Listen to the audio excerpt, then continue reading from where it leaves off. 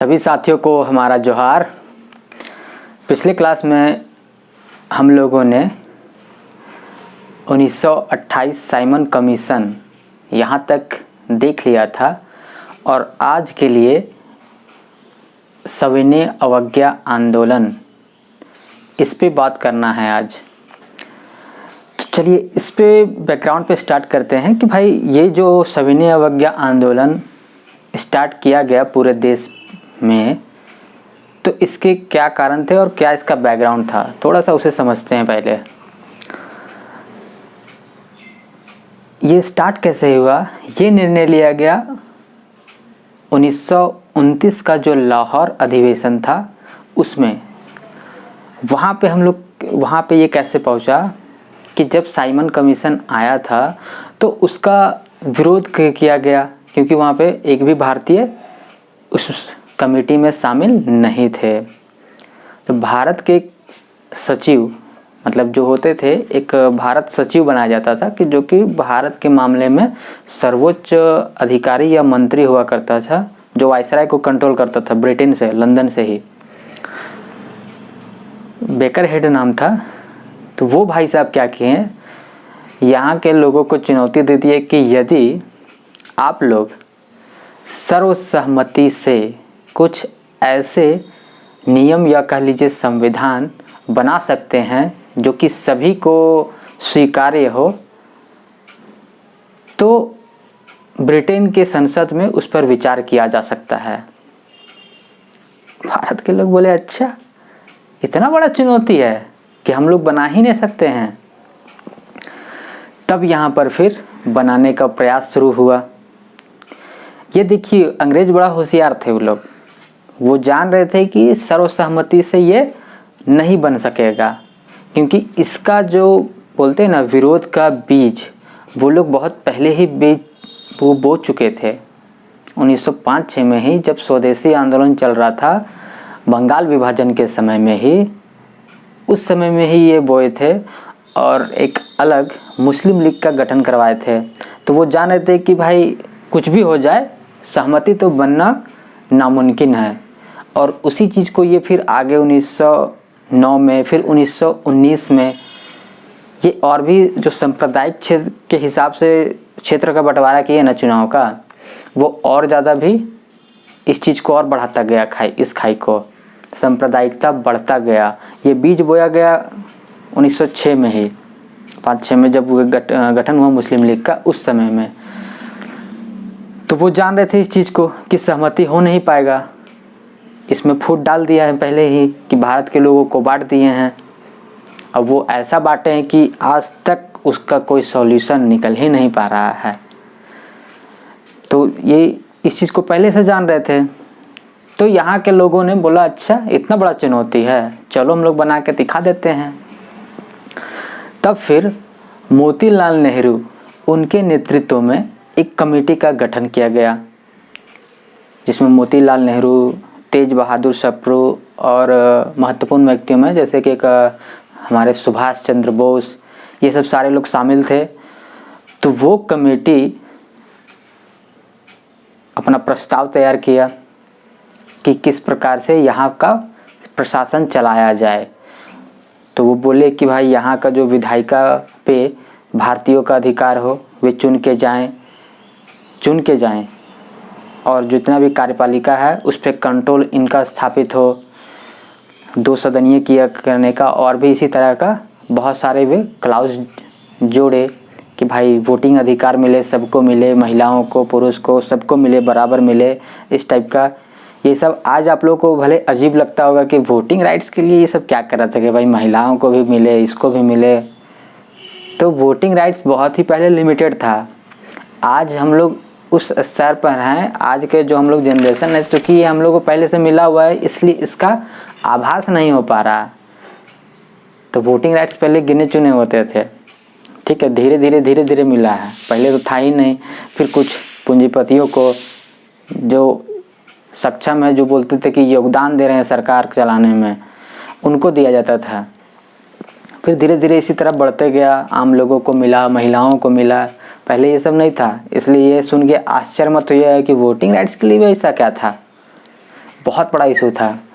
तो ये सब सारा जब ये रिपोर्ट सौंपे नेहरू, मोतीलाल नेहरू, जवाहरलाल नेहरू नहीं, मोतीलाल नेहरू इसके अध्यक्ष थे। तो वो रिपोर्ट सौंपा गया 1928 में, सौंप दिए कि हाँ भैया लो हम लोग बना दिए हैं, इस पे आप अमल करो। और देखा बेकार, बोलो बाप रे इतना ज़्यादा डिमांड, वो फेंक दिया, बोला ये बहुत ज़्यादा मतलब प्रोग्रेसिव है, इतना ज़्यादा अभी आप लोग संभाल नहीं पाइएगा, आप लोग को दे देंगे, आप लोग चला पाइएगा देश, आप लोग को आता है। मतलब हम लोग को तो बहुत भाई, हम लोग बहुत जलील किया है ना, अंग्रेज लोग बहुत जलील किया है।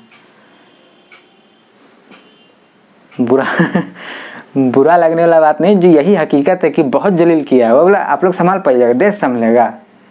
छोटा मोटा कोई पंचायत का बात हो तो चलेगा, राष्ट्रीय स्तर पर, केंद्रीय सदन में, प्रांतीय स्तर पर, यहाँ पे सरकार बनाना है इनको। जितना सरकार का जो आज जो हम लोग का जो ये दिख रहा है ढांचा, सरकारी तंत्र, कि वो उसके अंदर में काम करता है, तो इतना अधिकारी को ये कंट्रोल कर पाएंगे, इतना बुद्धि है? गजब बेइज्जती। तो वो इन लोग फिर अल्टीमेटम दे दिए, बोले कि इतना बेइज्जती करना है कर लो, 1 साल का समय देते हैं। ये लगभग वही अगस्त सितंबर में ये रिपोर्ट सौंपा गया। बोला 1 साल का समय देते हैं, अगर 1 साल में इसको नहीं अपनाया गया तो उसके बाद फिर बड़े स्तर पर विरोध होगा और उसके लिए तैयार रहें। बोला ठीक है देख लेंगे। 28 के बाद 29 हो गया, 1 साल हो गया, कुछ नहीं होगा। बोले कोई विचार नहीं किया, तो इसे फेंक दिया था तो क्या विचार करेगा। बोले ठीक है। 29 हो गया, कुछ नहीं हुआ, सितंबर पार। तब फिर जब दिसंबर में जब अधिवेशन हुआ कांग्रेस का, उस समय लाहौर में हुआ, तो वहाँ पे उसके बाद फिर ये डोमिनियन स्टेट का जो दर्जा था, मतलब डोमिनियन स्टेट मतलब है कि अंग्रेजों का स्थायी, वो लोग सुप्रीम रहेंगे और उसके अंदर में हम लोग काम करेंगे। जैसे कि आप समझ लीजिए नहीं है रांची में भाई नगर निगम और उसके वो स्वतंत्र है ना, उसके ऊपर में तो ये है झारखंड सरकार, तो उसी टाइप का था। तो ये बोला अब डोमिनियन स्टेट से काम नहीं चलेगा, अब पूर्ण स्वाधीनता चाहिए, पूर्ण रूप से स्वतंत्रता चाहिए। और ये निर्णय लिया गया लाहौर अधिवेशन में 1929 में ही। और उसके साथ ही यह भी निर्णय लिया गया कि प्रतिवर्ष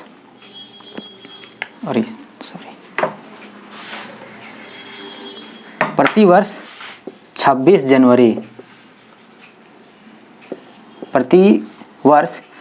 जनवरी को स्वतंत्रता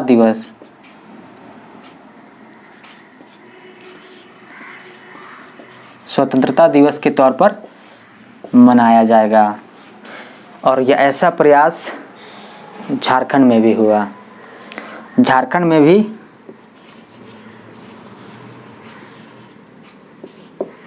रांची में हुआ, हजारीबाग में हुआ। रांची में भी ये हुआ, पीसी मित्रा वगैरह किए थे,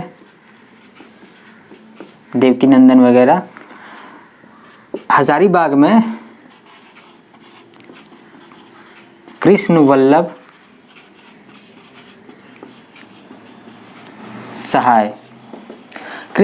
सहाय कचहरी में बहुत ही लाठी वाठी खाते हुए कचहरी में अंततः वे झंडा फहराने में वे सफल हुए। और अन्य जगह में भी ये हुआ। 26 जनवरी 1930 है, ये 1930 का घटना है। और उसके बाद मार्च अप्रैल में 1930 में ही स्टार्ट होता है, गांधी जी स्टार्ट करते हैं दांडी मार्च या दांडी यात्रा जो कह लीजिए। नमक तोड़ो कानून का स्टार्टिंग होता है। गांधी जी वहीं अपने साबरमती से निकलते हैं अपने पूरे अनुयायियों के साथ।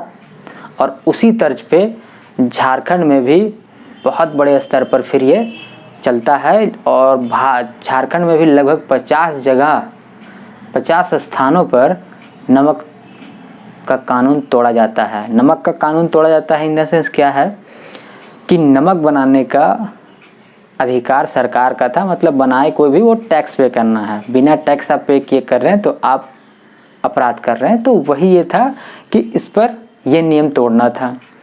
और ये नियम गांधी जी ने एक प्रतीकात्मक तौर पर वो स्टार्ट किए थे कि वो विरोध का तरीका था। तो उसी तर्ज पर झारखंड में भी बहुत सारे स्थान पर ये तोड़ा गया, जैसे रांची में। अभी देखते हैं हम लोग, चलिए इसे मिटा रहे हैं।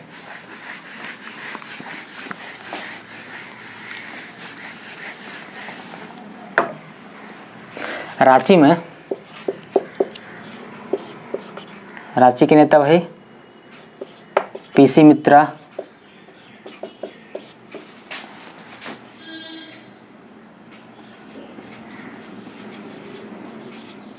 नागरमल मोदी। ये नागरमल मोदी वही हैं आज जो आप लोग सुनते होंगे ना, रांची में सेवा सदन, वो जो अस्पताल है वो इन्हीं के नाम पर है। वहाँ पे जाके देखिएगा, नागरमल मोदी सेवा सदन पूरा नाम है। तो ये वही मोदी जी हैं, नागरमल मोदी। तो पीसी मित्रा इस समय वो जो नमक कानून तोड़ जो हुआ सविनय अवज्ञा आंदोलन, तो इस दरम्यान में यह पीसी मित्रा, नागरमल मोदी, देवकी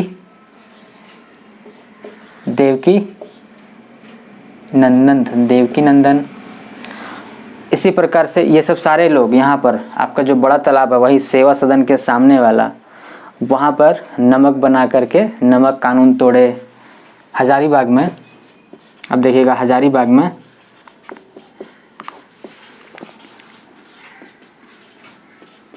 कृष्ण वल्लभ सहाय, ये आप लोग वीडियो देखते देखते आप लोगों को नाम याद होता जा रहा होगा, याद कर लीजिएगा भी, ये सब इम्पोर्टेंट है। ये जो मुख्य लीडर हैं, तो कृष्ण वल्लभ सहाय एक, उसके बाद फिर इनको ये नमक कानून तोड़े और उसके बाद इनको गिरफ्तार कर लिया गया। सब जो भी नमक कानून तोड़ते थे सभी लोगों को गिरफ्तार किया जाता था। ये सब और भी काम कर रहे थे, नमक तोड़ रहे हैं, इधर आसपास का क्षेत्र बुंडू तमाड़, इधर मांडर वांडर, सब तरफ इस चीज़ को फैला रहे हैं और सबको ये प्रोत्साहित कर रहे हैं। सबको पकड़ कर जेल में बंद किया जा रहा था। कृष्ण वल्लभ सहाय, उसके बाद सरस्वती देवी, इनकी अगुवाई में हजारीबाग में ये नमक कानून तोड़ा गया। इसके बाद आप चले जाइए पलामू में थे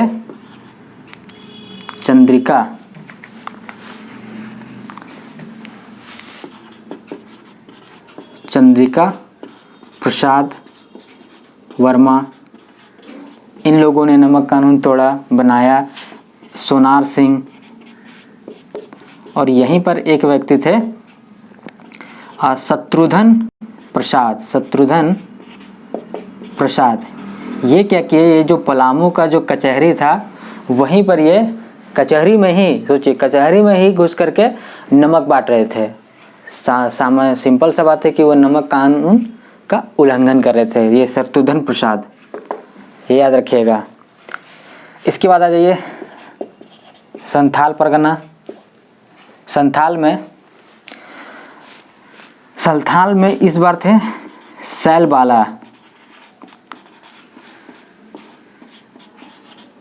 बाला राय। ये इसमें आंदोलन में जब हम पढ़ते हैं ना, झारखंड में देखिएगा ये दो महिलाओं का नाम बड़ा आता है, ये सैल बाला राय, सरस्वती देवी, रानी सर्वेश्वरी। तो ये महिलाओं से संबंधित बहुत बार प्रश्न पूछा जाता है, तो ये सब याद रखिएगा किस किस क्षेत्र से हैं, कहाँ कहाँ क्या क्या किए हैं। तो नमक तो मतलब सविनय अवज्ञा बोल लीजिए, या नमक का कानून तोड़ने में इनकी भूमिका रही। किसके क्षेत्र में, ये संथाल परगना, मतलब वही देवघर वाला, देवघर दुमका। तो सैल बाला राय थे, एक थे और शशि राय, विनोदानंद झा, ये आगे चल के देखिए मंत्री बनेंगे। ये दोनों तो देखना है अभी। विनोदानंद झा हो गया, शशि राय, विनोदानंद झा, और एक और थे प्रभु दयाल हिम्मत सिंह। नाम बड़ा मजेदार है, याद रखिएगा, प्रभु दयाल हिम्मत सिंह। इनसे संबंधित एक और था, उस समय में छूट गया था। प्रभु दयाल हिम्मत सिंह ये वही देवघर के ही व्यक्ति हैं देवघर नहीं, दुमका के, तो वहाँ के इनका नाम 1914 में एक केस हुआ था। 1914 का एक केस था, रोड्डा आर्म्स केस। इसमें बेसिकली ये था कि कलकत्ता का एक जो स्थान था वहाँ पर सिटी रोड है शायद वहाँ पर, तो वहाँ पे एक कंपनी था, वही रोड्डा आर्म्स कंपनी था। तो वहाँ से उस समय में एक नया नया बंदूक निकला था, माउजर बोलते थे उसको, बड़ा सुंदर सा बंदूक है, आगे में पतला सा नुकीला। तो वहाँ पे यहाँ पे ये लोग क्या कहते कि वहाँ से गायब कर दिए थे। तो उसमें और भी लोगों को अभियुक्त बनाया गया था। उसमें से एक व्यक्ति ये भी थे, प्रभु दयाल हिम्मत सिंह, जो यहीं के झारखंड के थे। तो ये वाला याद रखिएगा, रोड्डा आर्म्स केस 1914 में हुआ था, ये वही कलकत्ता में, एक कंपनी का नाम है, तो उसी के नाम से ये केस भी रजिस्टर हुआ। और इसमें जो अभियुक्त बनाए गए थे वो झारखंड के ये थे, प्रभु दयाल हिम्मत सिंह। बाद बाकी लोग वहीं कलकत्ता बंगाल के ही थे। तो यहाँ देख लिए हम लोग रांची, हजारीबाग, पलामू, संथाल परगना। एक आपका बचता है सिंहभूम, ननी गोपाल मुखर्जी, इनके नेतृत्व में नमक कानून तोड़ा गया। मतलब ये सब नमक बनाए, इस तरीके से ये मुख्य केंद्र था। इसके अलावा भी कई जगह हुए, कुल मिलाकर के लगभग 50 से भी अधिक स्थानों पर ये नमक कानून तोड़ा गया और सीधे तौर पर अंग्रेजों को चुनौती दिया गया कि हम आपके कानून को नहीं मानेंगे।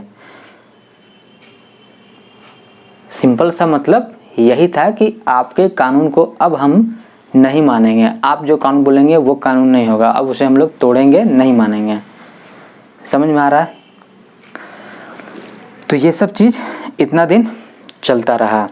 ये नमक कानून हुआ, धीरे धीरे फिर ये भी होता है कि फिर कोई भी आंदोलन स्टार्ट होता है, जोर पकड़ता है, फिर आगे चल करके वो फिर गोलमेज सम्मेलन होने लगा, तो फिर ये इसे स्थगित कर दिया गया।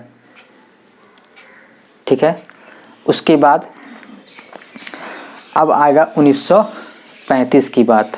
1935 में हम लोग जान रहे क्या हुआ।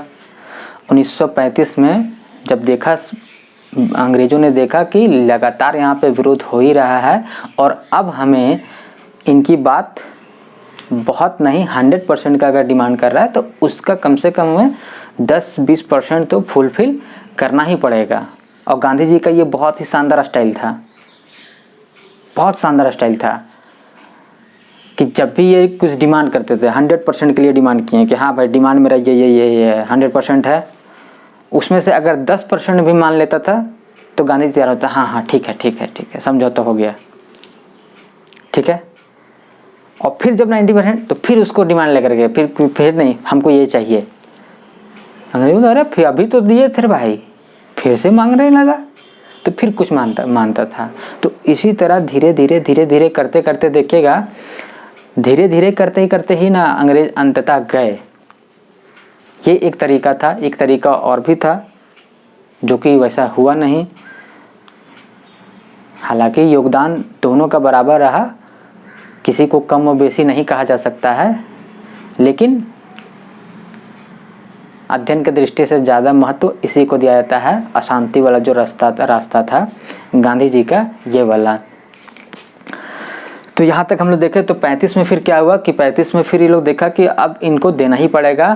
तब फिर 35 में भारत सरकार अधिनियम जो आया, जिसके अंतर्गत कि यहाँ पर चुनाव का प्रावधान किया गया 2 स्तर पर, केंद्रीय स्तर पे भी और राज्य स्तर पे भी, प्रांतीय स्तर पर। उस समय फिर यहाँ पर चुनाव हुआ। अब उस चुनाव में क्या हुआ यहाँ देखते हैं। चलिए पहले इसे मिटा लेते हैं, आप लोग इसे मिटा लीजिए, देख लीजिए, स्क्रीनशॉट ले लीजिए।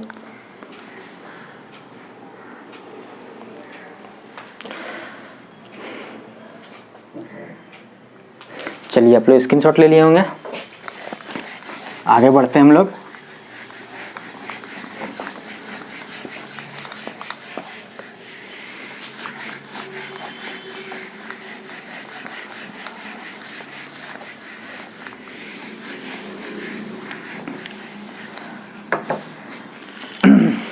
इसी तर्ज पे फिर जो अभी जो भारत सरकार अधिनियम ये था 1935 वाला, इसी के आधार पर फिर 1937 में चुनाव हुआ।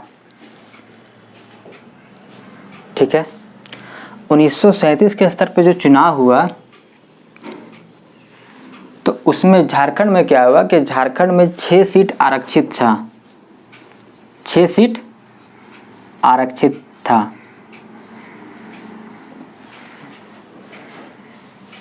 आरक्षित मतलब समझ रहे हैं, ST SC के लिए ये आरक्षित सीट था। लेकिन उसमें मज़ेदार बात ये हो गया कि जो जैसे अभी आप लोग का ये ख़त्म होगा, उसके बाद फिर हम लोग स्टार्ट करेंगे पृथक झारखंड आंदोलन, ठीक है, झारखंड सेपरेशन मूवमेंट। तो उसमें हम लोग देखेंगे झारखंड उन्नति समाज, आदिवासी महासभा, ये सब सारे, किसान सभा जो यहाँ पर गठन हुआ, ये सब सारे देखेंगे। तो उस समय जो यहाँ पर झारखंड उन्नति समाज था, जो कि आदिवासियों का अपना मतलब बोला जाता है कि आदिवासी का ये नेतृत्व करते हैं, प्रतिनिधित्व करते हैं। तो इस जो आरक्षित सीट में एक भी सीट वो लोग नहीं जीत पाए, झारखंड उन्नति समाज और न ही किसान सभा, सभी जगह कांग्रेस जीत गया। झारखंड में सिर्फ 2 आदिवासी चेहरा जीतने में उस समय कामयाब रहा। वे थे, एक थे इग्नेस बेक और एक थे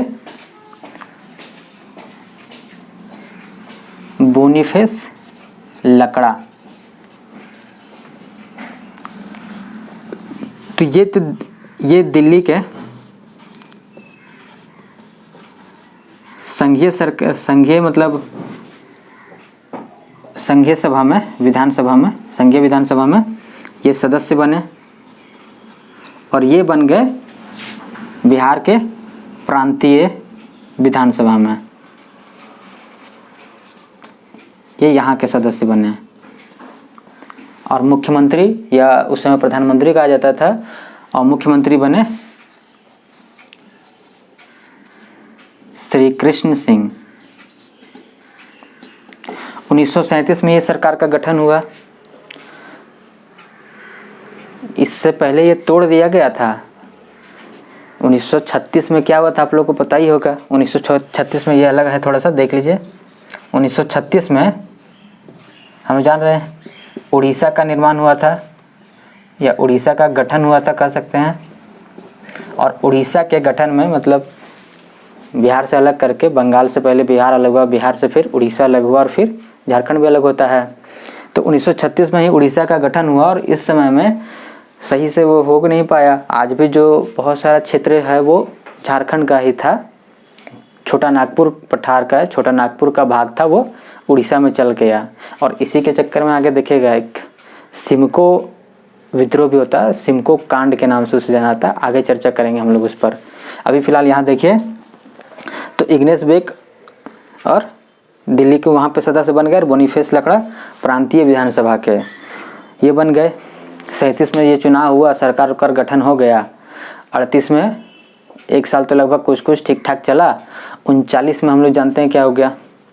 39 में स्टार्ट हो जाता है वर्ल्ड वार 2 और उसके बाद बिना भारत के लोगों की या बिना भारत के सहमति की जो ब्रिटिश थे वो फिर से भारत को घसीट रहे थे वर्ल्ड वार 2 में, जिसका कि सभी लोग विरोध कर रहे थे कि हम लोग क्यों शामिल हों, क्यों आखिर ब्रिटेन को जिताएं, आखिर ब्रिटेन को जिताएंगे और फिर उसी को मजबूत करेंगे ताकि वो हम पर और अधिक कठोर शासन करे और निरंकुशता से शासन करे, तो हम लोग सपोर्ट नहीं करेंगे। ये एक मत में एक सबका स्वर था।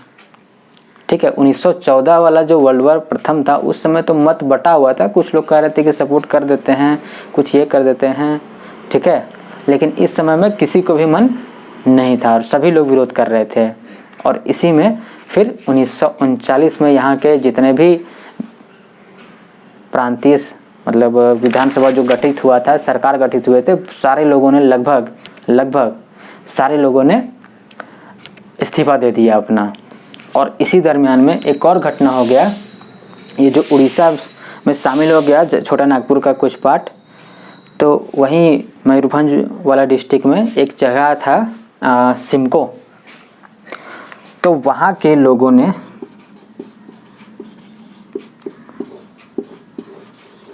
भू बंदोबस्त कानून और मालगुजारी का जो वृद्धि हुआ, इसको लेकर के विरोध कर रहे थे निर्मल मुंडा के नेतृत्व में। निर्मल मुंडा के नेतृत्व में वही जलियांवाला बाग का हत्याकांड वाला हो गया।